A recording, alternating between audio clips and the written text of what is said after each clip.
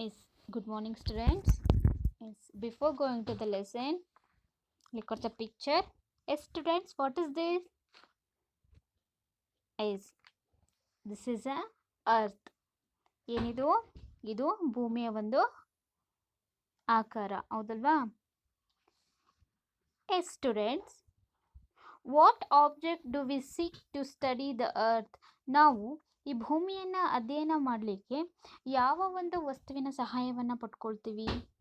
S, ಗೊತ್ತಾ ನಿಮಗೆ?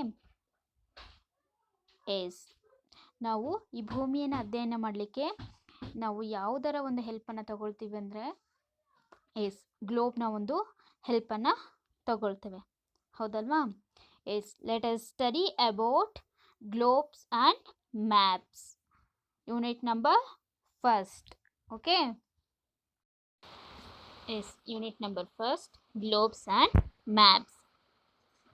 The earth is shaped like a ball which has been flattened at the top and bottom. Yes, ಈ ಒಂದು earth ಯಾವ ಒಂದು ಶೇಪಲ್ಲಿದೆ? Just like a ball, ಹೌದಲ್ವಾ? S, ಒಂದು ಬಾಲ್ನ ಆಕಾರದಲ್ಲಿದೆ. ಯಾವುದು? ಅರ್ತ್ ಅಂದರೆ ಬಾಲ್ ಆಗಿರ್ಬೋದು ಅಥವಾ ಸ್ಪೀಕಲ್ ಮಾಡೆಲ್ ಅಂದರೆ ಒಂದು ಗೋಳಾಕಾರದಲ್ಲಿ ಅರ್ತ್ ರೂಪಿ ತಗೊಂಡಿದೆ, ಹೌದಲ್ವಾ? Yes, it has been flatten at the top and bottom. ಇದು ಯಾವ ರೀತಿಯಾಗಿದೆ ಅಂದರೆ ಟಾಪ್ ಆ್ಯಂಡ್ ಬಾಟಮ್ ಅಲ್ಲಿ ಚಪ್ಪಟೆ ಆಕಾರವನ್ನು ಹೊಂದಿದೆ. ಎಸ್, ಫ್ಲಾಟ್ ಅಂಡ್ ಮೀನ್ಸ್ ಚಪ್ಪಟೆ ಆಕಾರ ಅಂದರೆ ಫ್ಲಾಟ್ ಆಗಿರೋದು. This shape is called geoid. ಇದನ್ನು ನಾವೇನಂತ ಕರಿತೀವಿ? ಒಂದು ಶೇಪನ್ನು ಜಿಯೋಂಡ್ ಅಂತ ಹೇಳಿಬಿಟ್ಟು ಕರಿತೀವಿ. The earth is made up of land and water. Yes, earth is made up of land and water ಅಂದರೆ ಭೂಮಿಯಿಂದ ಮತ್ತು ಒಂದು ನೀರಿನಿಂದ ಕೂಡಿದೆ. ಯಾವುದು? Earth. We are able to locate the place or study about the different features on the earth with the help of globes and maps. Yes, ನಾವು ಈ ಒಂದು ಅರ್ತ್ನ ಸ್ಟಡಿ ಮಾಡಬೇಕು ಅಂದರೆ ನಾವು ಯಾವುದರ ಒಂದು ಹೆಲ್ಪನ್ನು ತಗೋಬೇಕು ಅಂದರೆ ಗ್ಲೋಬ್ ಆ್ಯಂಡ್ ಮ್ಯಾಪ್, ಹೌದಲ್ವಾ? ಈ ಒಂದು ಗ್ಲೋಬ್ ಮತ್ತು ಮ್ಯಾಪ್ನ ಹೆಲ್ಪ್ನ ಮುಖಾಂತರ ನಾವು ಅರ್ತ್ನ ಒಂದು ಸ್ಟಡಿ ಮಾಡಲಿಕ್ಕೆ ತುಂಬ ಯೂಸ್ಫುಲ್ ಆಗುತ್ತೆ. ಎಸ್, ಅದೇ ರೀತಿಯಾಗಿ ಡಿಫ್ರೆಂಟ್ ಫೀಚರ್ಸ್ ಆನ್ ಅರ್ತ್ ಅಂದರೆ ಭೂಮಿಯ ಒಂದು ಕೆಲವು ವೈಶಿಷ್ಟ್ಯಗಳ ಬಗ್ಗೆ ಅಥವಾ ಕೆಲವು ಲಕ್ಷಣ ಬಗ್ಗೆ ನಮಗೆ ತಿಳಿಲಿಕ್ಕೆ ಯಾವುದೇ ಹೆಲ್ಪ್ಫುಲ್ ಆಗುತ್ತೆ? ಗ್ಲೋಬ್ಸ್ ಆ್ಯಂಡ್ ಮ್ಯಾಪ್ಸ್ ತುಂಬ ಹೆಲ್ಪ್ಫುಲ್ ಆಗಿರುತ್ತೆ. Yes, yes, the globe helps us to study the earth as it is. Yes, ಈ ಭೂಮಿ ಯಾವ ರೀತಿಯಾಗಿರುತ್ತೋ ಅದೇ ರೀತಿಯಾಗಿ ನಾವು ಅಧ್ಯಯನ ಮಾಡಲಿಕ್ಕೆ ಈ ಒಂದು ಗ್ಲೋಬ್ನ ಹೆಲ್ಪ್ ನಮಗೆ ತುಂಬ ಆಗುತ್ತೆ, ಹೌದಲ್ವಾ?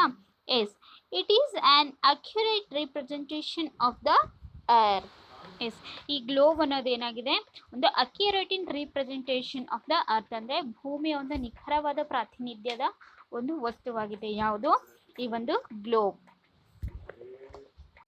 S, all the continents and oceans are shows in the correct proportions ಅಂದರೆ ಈ ಒಂದು ಗ್ಲೋಬಲ್ಲಿ ನಾವು ಎಲ್ಲ ಖಂಡಗಳನ್ನು ಮತ್ತು ಸಾಗರಗಳನ್ನು ಸರಿಯಾದ ಒಂದು ರೀತಿಯಲ್ಲಿ ನೋಡಬಹುದು. ಎಲ್ಲಿ? ಈ ಒಂದು ಗ್ಲೋಬಲ್ಲಿ. The earth spins and its axis it is tilted and at an angle of 23 degrees. Yes, the earth spins and its axis it means earth ಏನು ಮಾಡುತ್ತೆ? ತನ್ನ ಒಂದು ಅಕ್ಷದಲ್ಲಿ, ಆಕ್ಸಿಸ್ ಮೀನ್ಸ್ ಅಕ್ಷದಲ್ಲಿ ಏನು ಮಾಡುತ್ತೆ? ತಿರುಗುತ್ತೆ. It is tilted at an angle of 23 degrees. Yes, ಆ ಒಂದು ಆಕ್ಸಿಸ್, ಆ ಒಂದು ಅಕ್ಷದ ಕೋನ ಎಷ್ಟು ಡಿಗ್ರೀಸ್ ಇರುತ್ತೆ ಅಂದರೆ 23 ಡಿಗ್ರೀಸನ್ನು ಹೊಂದಿರುತ್ತೆ. ಆ ಅಕ್ಷವು ಆ 23 ಡಿಗ್ರೀಸ್ನಲ್ಲಿ ತಿರುಗ್ತಾ ಇರುತ್ತೆ. The globe it also tilted just like the earth and we can spin the globe just as the earth spin and its axis. Yes, ಅದೇ ರೀತಿಯಾಗಿ ನಾವು ಈ ಒಂದು ಗ್ಲೋಬನ್ನು ಸ್ಪಿನ್ ಮಾಡಿದಾಗ ಅಂದರೆ ತಿರುಗಿಸಿದಾಗ ಯಾವ ರೀತಿಯಾಗಿ ಅರ್ತ್ ತನ್ನ ಅಕ್ಷದಲ್ಲೇ ಸುತ್ತುತ್ತಾ ಇರುತ್ತೋ ಸೊ ಅದೇ ರೀತಿಯಾಗಿ ಗ್ಲೋಬು ಕೂಡ ಏನು ಮಾಡುತ್ತೆ? ಆ ಒಂದು ತನ್ನ ಒಂದು ಅಕ್ಷದಲ್ಲಿ ಸುತ್ತುತ್ತಾ ಇರುತ್ತೆ. The two ends of the axis are called poles. Yes, ಆ ಒಂದು ಆಕ್ಸಿಸ್ ಇರ್ತಾವಲ್ಲ, ಬಾಟಮ್ ಮತ್ತು ಟಾಪ್. ಎಸ್ ಟಾಪ್ ಮತ್ತು ಬಾಟಮಲ್ಲಿ ಆ ಟೂ ಆ್ಯಕ್ಸಿಸ್ ಇರ್ತಾವಲ್ವ, ಆ ಟೂ ಆ್ಯಕ್ಸಿಸನ್ನು ನಾವು ಏನಂತ ಕರಿತೀವಿ ಅಂದರೆ ಪೋಲ್ಸ್. ಪೋಲ್ಸ್ ಮೀನ್ಸ್ ಧ್ರುವಗಳು. Yes the point at the top is called the north pole and the point of the bottom is called the south pole. Yes ಟಾಪಲ್ಲಿ ಇರ್ತಕ್ಕಂಥ ಒಂದು ಪೋಲನ್ನು ನಾವು ಏನಂತ ಕರಿತೀವಿ, ಉತ್ತರ ಧ್ರುವ. ಎಸ್ ನಾರ್ತ್ ಪೋಲ್ ಅಂತ ಹೇಳ್ಬಿಟ್ಟು ಕರಿತೀವಿ. ಅದೇ ರೀತಿಯಾಗಿ ಬಾಟಮ್ ಅಂದರೆ ಕೆಳಗಿರ್ತಕ್ಕಂಥ ಒಂದು ಪೋಲನ್ನು ನಾವು ಏನಂತ ಕರಿತೀವಿ, ಸೌತ್ ಪೋಲ್. ಇಟ್ ಮೀನ್ಸ್ ದಕ್ಷಿಣ ಧ್ರುವ ಅಂತ ಹೇಳ್ಬಿಟ್ಟು ಕರಿತೀವಿ. See this picture, this a picture of globe. ಹೌದಲ್ವಾ, ಇಲ್ಲಿ ಕಾಣಿಸ್ತಾ ಇದೆ ಅಲ್ವಾ, ಮೇಲಿರೋದು ಯಾವುದು, ಟಾಪಲ್ಲಿರೋದು ನಾರ್ತ್ ಪೋಲ್ ಮತ್ತು ಬಾಟಮಲ್ಲಿರೋದು ಯಾವುದು, ಸೌತ್ ಪೋಲ್. ಎಸ್ ಈ ಒಂದು ಪಿಕ್ಚರಲ್ಲಿ ನೋಡ್ಬೋದು ನೀವು ನಾರ್ತ್ ಪೋಲ್. ಎಸ್ ಟಾಪಲ್ಲಿದೆ ನೋಡಿ, ಮೆನ್ಷನ್ ಆಗಿದೆ ನಾರ್ತ್ ಪೋಲ್. ಎಸ್ ಕೆಳಗಿರೋದು ಸೌತ್ ಪೋಲ್. ಹೌದಲ್ವಾ, ಉತ್ತರ ಧ್ರುವ ಮತ್ತು ದಕ್ಷಿಣ ಧ್ರುವ. ಎಸ್ ಅಬ್ಸರ್ವ್ ಕೇರ್ಫುಲಿ, ನೀಟಾಗಿ ನೋಡಿ ಪಿಕ್ಚರನ್ನು. Okay. Yes parallels and meridians. To locate place on the surface of the globe, we need reference points. ಭೂಮಿ ಮೇಲಿರ್ತಕ್ಕಂಥ ಪ್ರದೇಶಗಳನ್ನು ನಾವು ಏನು ಮಾಡಲಿಕ್ಕೆ, ಪತ್ತೆ ಹಚ್ಚಲಿಕ್ಕೆ, ಅದೇ ರೀತಿಯಾಗಿ ಅವನ್ನ ನಾವು ಕಂಡು ಹಿಡಲಿಕ್ಕೆ ಈ ರೆಫರೆನ್ಸ್ ಪಾಯಿಂಟ್ ಅಂದರೆ ಉಲ್ಲೇಖ ಬಿಂದುಗಳು ನಮಗೆ ಸಹಾಯಕವಾಗ್ತವೆ. ಎಸ್ ಯಾವ ಉಲ್ಲೇಖ ಬಿಂದುಗಳು? So a series of lines have been drawn from north to south and east to west. ಅಂದರೆ ಈ ಒಂದು ರೇಖೆಗಳಿದಾವಲ್ಲ, ಅವನ್ನ ಅದರಿಂದ ಎಲ್ಲಿಂದ ಎಳೆಯಲಾಗಿದೆ, ನಾರ್ತ್ ಟು ಸೌತ್ ಅಂದರೆ ಉತ್ತರದಿಂದ ದಕ್ಷಿಣಕ್ಕೆ, and east to west yes ಅಂದರೆ ಪೂರ್ವದಿಂದ ಪಶ್ಚಿಮಕ್ಕೆ. This two sets of lines forming a grid. Yes ಸಮಾನಾಂತರ ರೇಖೆಗಳು ಏನು ಮಾಡುತ್ತೆ, ಒಂದು ಗ್ರಿಡನ್ನು ಫಾರ್ಮಿಂಗ್ ಮಾಡುತ್ತೆ. ಗ್ರಿಡ್ ಮೀನ್ಸ್ ಸಮಾನಾಂತರ ರೇಖೆಗಳು ಬಂದ್ಬಿಟ್ಟು ಒಂದು ಸ್ಕ್ವಯರ್ ಶೇಪಿನ ಒಂದು ಶೇಪ್ ಬರುತ್ತೆ. ಅದನ್ನು ನಾವು ಏನಂತ ಕರಿತೀವಿ, ಗ್ರಿಡ್ ಅಂತ ಹೇಳಿಬಿಟ್ಟು ಕರಿತೀವಿ. Help us to locate a place accurately ಅಂದರೆ ಸ್ಥಳಗಳನ್ನು ಗುರುತಿಸಲಿಕ್ಕೆ ನಮಗೆ ಇದು ಹೆಲ್ಪ್ ಆಗುತ್ತೆ. ಯಾವುದು, ಈ ಗ್ರಿಡ್. ಎಸ್ ಸಿರೀಸ್ ಪಿಕ್ಚರ್ ಈ ಸ್ಮಾಲ್ ಸ್ಕ್ವಯರ್ ಶೇಪಲ್ಲಿ ಇದಾವಲ್ವಾ, ಸೊ ಇವನ್ನ ನಾವೇನಂತ ಕರಿತೀವಿ, ಗ್ರಿಡ್ಸ್ ಅಂತ ಹೇಳ್ಬಿಟ್ಟು ಕರಿತೀವಿ. ಈ ಲೈನ್ಸ್ಗೆ ನಾವೇನಂತ ಕರಿತೀವಿ, ಗ್ರಿಡ್ ಲೈನ್ಸ್ ಅಂತ ಹೇಳ್ಬಿಟ್ಟು ಕರಿತೀವಿ. Yes observe carefully. Yes parallels of latitude. A series of horizontal lines going from east to west are drawn from north pole to south pole, equidistant from each other. Yes, ಈ horizontal lines going from east to west are drawn from north pole to south pole. ಅಂದರೆ ಈ ಒಂದು ಪೂರ್ವದಿಂದ ಪಶ್ಚಿಮಕ್ಕೆ ಹೋಗ್ತಕ್ಕಂಥ ಈ horizontal lines ಅಂದರೆ ಸಮಾಂತರ ರೇಖೆಗಳನ್ನು ಎಲ್ಲಿ ಎಳೆಯಲಾಗಿರುತ್ತೆ ಅಂದರೆ north pole to south pole ಅಂದರೆ ಈ ಉತ್ತರ ಧ್ರುವದಿಂದ, ಅದೇ ರೀತಿ ಉತ್ತರ ಧ್ರುವದಿಂದ ದಕ್ಷಿಣ ಧ್ರುವಕ್ಕೆ ಏನು ಮಾಡಲಾಗಿರುತ್ತೆ, ಎಳೆಯಲಾಗಿರುತ್ತೆ. ಯಾವುಗಳನ್ನು, ಈ ಒಂದು ಪೂರ್ವ ಮತ್ತು ಪಶ್ಚಿಮದ ಸಮಾಂತರ ರೇಖೆಗಳನ್ನು ಉತ್ತರ ಧ್ರುವದಿಂದ ದಕ್ಷಿಣ ಧ್ರುವದವರೆಗೆ ಏನು ಮಾಡಲಾಗಿರುತ್ತೆ, ಎಳೆಯಲಾಗಿರುತ್ತೆ. They are equidistant from each other. ಅವು ಏನಾಗಿರ್ತವೆ, ಒಂದಕ್ಕೊಂದು ಸಮಾಂತರವಾಗಿರ್ತವೆ. ಯಾವುವು, ಆ ಒಂದು ಈಸ್ಟ್ ಮತ್ತು west horizontal lines.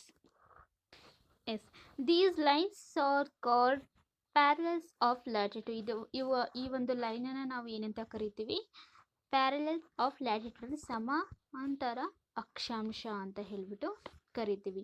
Exactly midway between north pole and south pole is the largest circle or the longest parallel. Yes ಈ ಉತ್ತರ ಧ್ರುವ ಮತ್ತು ನಾರ್ತ್ ಪೋಲ್ ಮತ್ತು ಸೌತ್ ಪೋಲ್ನ ಒಂದು ಮಧ್ಯದಲ್ಲಿರ್ತಕ್ಕಂಥ ಮಿಡ್ವೇ ಅಂದರೆ ಮಿಡ್ವೇನಲ್ಲಿ ಒಂದು ಸರ್ಕಲ್ ಇದೆ ಅಲ್ವಾ, ಆ ಸರ್ಕಲನ್ನು ಏನು ಮಾಡಿದೆ, ಲಾಂಗೆಸ್ಟ್ ಪ್ಯಾರಲಲ್ ಅಂತ ಹೇಳಿಬಿಟ್ಟು ಕರಿತೀವಿ. ಅದನ್ನು ನಾವು ಏನಂತ ಕರಿಬೋದು, this is a equator. It means ಸಮಭಾಜಕ ಅಂತ ಹೇಳಿಬಿಟ್ಟು ಕರಿತೀವಿ. The equator divides the earth into equal halves. The part of the earth above the equator is called the northern hemisphere and the part below it is called the southern hemisphere. Yes, the equator divide the earth into equal halves. ಅಂದರೆ ಆ ಒಂದು equator ಅನ್ನೋದು ಏನು ಮಾಡುತ್ತೆ, ಅರ್ಥನ್ನು 2 part ಆಗಿ equal ಆಗಿ ಏನು ಮಾಡುತ್ತೆ, ಡಿವೈಡ್ ಮಾಡುತ್ತೆ. Yes the part of the earth above the equator is called the northern hemisphere. ಅಂದರೆ ಆ ಸಮಭಾಜಕ ಸಮವಾಗಿ ಅರ್ಥನ 2 ಭಾಗಗಳಾಗಿ ವಿಂಗಡಿಸಿರುತ್ತಲ್ವಾ. ಎಸ್ ಆ ಮೇಲಿನ ಭಾಗವನ್ನು ಅಂದರೆ ಎಬೋ ಇರ್ತಕ್ಕಂಥ ಒಂದು ಭಾಗವನ್ನು ನಾವು ಏನಂತ ಕರಿತೀವಿ, ನಾರ್ತರ್ನ್ ಹೆಮಿಸ್ಫಿಯರ್ ಅಂದರೆ ಉತ್ತರ ಗೋಳಾರ್ಧ ಅಂತ ಹೇಳಿಬಿಟ್ಟು ಕರಿತೀವಿ. And the part below it is called the southern hemisphere. ಅಂದರೆ ಕೆಳಗಿರ್ತಕ್ಕಂಥ ಭಾಗವನ್ನು ನಾವು ಏನಂತ ಕರಿತೀವಿ, ಸೌತ್ರನ್ ಹೆಮಿಸ್ಫಿಯರ್ ಅಂದರೆ ದಕ್ಷಿಣ ಗೋಳಾರ್ಧ ಅಂತ ಹೇಳಿಬಿಟ್ಟು ಕರಿತೀವಿ. The equator is mark 0 degree latitude. ಅದು ಎಷ್ಟು ಅಕ್ಷಾಂಶವನ್ನು ಹೊಂದಿರುತ್ತೆ, 0 ಡಿಗ್ರಿಯನ್ನು ಹೊಂದಿರುತ್ತೆ. The numbers increased as it is goes towards either the south pole or the north pole. ಆ ಸಮಭಾಜಕ ವೃತ್ತ ಇರುತ್ತಲ್ಲ, ಅದು ದಕ್ಷಿಣ ಧ್ರುವ ಅಥವಾ ಉತ್ತರ ಧ್ರುವಕ್ಕೆ ಹೋಗಬೇಕಾದ್ರೆ ಆ ಒಂದು ಅಕ್ಷಾಂಶದ ನಂಬರ್ ಏನಾಗುತ್ತೆ, ಇನ್ಕ್ರೀಸ್ ಆಗುತ್ತೆ, ಜಾಸ್ತಿ ಆಗ್ತಾ ಹೋಗುತ್ತೆ. The north polo is return as 90 degree north and the south pole is written as 90 degree south. ಅಂದರೆ ಈ ನಾರ್ತ್ ಪೋಲೋವನ್ನು ನಾವು ಯಾವ ರೀತಿಯಾಗಿ ಎಷ್ಟು ಡಿಗ್ರಿಯಲ್ಲಿ ಬರಿಬೋದು ಅಂದರೆ 90 ಡಿಗ್ರಿಯಲ್ಲಿ ಬರಿಬೋದು. ಅದೇ ರೀತಿಯ ಸೌತ್ ಪೋಲೋನಲ್ಲಿ ಇದು ಕೂಡ 90 ಡಿಗ್ರಿ ಸೌತ್ ಆಗಿರುತ್ತೆ, 90 ಡಿಗ್ರಿ ಅಕ್ಷಾಂಶವನ್ನು ಹೊಂದಿರುತ್ತೆ. All others latitudes are marked from 0 to 90 degree north or 90 degree south. ಎಲ್ಲ ಒಂದು ಅಕ್ಷಾಂಶಗಳು ಕೂಡ 0 ಡಿಗ್ರಿಯಿಂದ 90 ಡಿಗ್ರಿ ನಾರ್ತ್ ಮತ್ತು 90 ಡಿಗ್ರಿ ಸೌತಿನವರೆಗೂ ಏನು ಅಂತ ಗುರುತಿಸಲ್ಪಟ್ಟಿರುತ್ತೆ. Here are the 5 important places of latitude. ಇಲ್ಲಿ 5 ಇಂಪಾರ್ಟೆಂಟ್ ಆಗಿರ್ತಕ್ಕಂಥ ಲ್ಯಾಟಿಟ್ಯೂಡ್ಸನ್ನು ಕೊಡ್ತಾರೆ, ಅಕ್ಷಾಂಶಗಳನ್ನು ಕೊಡಲಾಗಿದೆ ಈ ಒಂದು ಬಾಕ್ಸಲ್ಲಿ. ಲ್ಯಾಟಿಟ್ಯೂಡ್ ಮತ್ತು ಅದರ ಡಿಗ್ರೀಸ್. ದ ಆರ್ಕಿಟಿಕ್ ಸರ್ಕಲ್ ಅಂದರೆ ಆರ್ಕಿಕ್ ವೃತ್ತ ಅಂತ ಹೇಳ್ಬಿಟ್ಟು ಇದನ್ನ ಕರಿತೀವಿ. ಇದು 66 ಡಿಗ್ರಿ ನಾರ್ತ್. ಅದೇ ರೀತಿಯಾಗಿ ಟ್ರಾಪಿಕ್ ಆಫ್ ಕ್ಯಾನ್ಸರ್ ಅಂದರೆ ಕರ್ಕಾಟಕದ ಉಷ್ಣವಲಯ ಅಂತ ಹೇಳ್ಬಿಟ್ಟು ಇದನ್ನ ಕರಿತೀವಿ. ಇದು 23 degree north. Next one equator. Equator means ಸಮಭಾಜಕ ವೃತ್ತ, ಇದು 0 ಡಿಗ್ರಿಯನ್ನು ಹೊಂದಿದೆ. ಅದೇ ರೀತಿಯಾಗಿ ಟ್ರಾಪಿಕ್ ಆಫ್ ಕ್ಯಾಪ್ರಿಕಾರ್ನ್.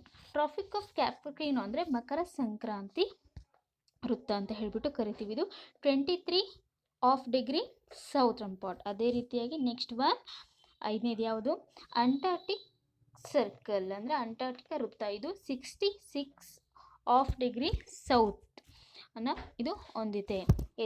ಈ 5 ಇಂಪಾರ್ಟೆಂಟ್ ಪ್ಯಾಲೇಸ್ ಆಫ್ ಲ್ಯಾಟಿಟ್ಯೂಡ್, ಹೌದಲ್ವಾ?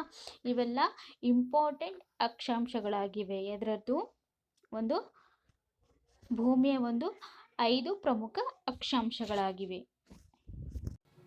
ಸ್ಟೂಡೆಂಟ್ಸ್, ಸೇ ದಿಸ್ ಪಿಕ್ಚರ್ ನೋಡ್ತಾ ಇದ್ದೀರಲ್ಲ, ಈ ಪಿಕ್ಚರಲ್ಲಿ ನಾವು 5 ಇಂಪಾರ್ಟೆಂಟ್ ಪ್ಯಾರಲೈಸ್ ಆಫ್ ಲ್ಯಾಟಿಟ್ಯೂಡ್, ಹೌದಾ? 5 ಪ್ರಮುಖವಾದಂಥ ಅಕ್ಷಾಂಶಗಳನ್ನು ನಾವಿಲ್ಲಿ ಗಮನಿಸ್ಬೋದು. Observe carefully. Students, today in this class we discussed about the brief information about globe and palace of latitude, ಹೌದಲ್ವಾ? ಅಕ್ಷಾಂಶಗಳ ಬಗ್ಗೆ ನಾವು ಇಂದಿನ ತರಗತಿಯಲ್ಲಿ ತಿಳ್ಕೊಂಡ್ವಿ. ಅದೇ ರೀತಿಯಾಗಿ ಗ್ಲೋಬ್ ಬಗ್ಗೆ ತಿಳ್ಕೊಂಡ್ವಿ. Thank you.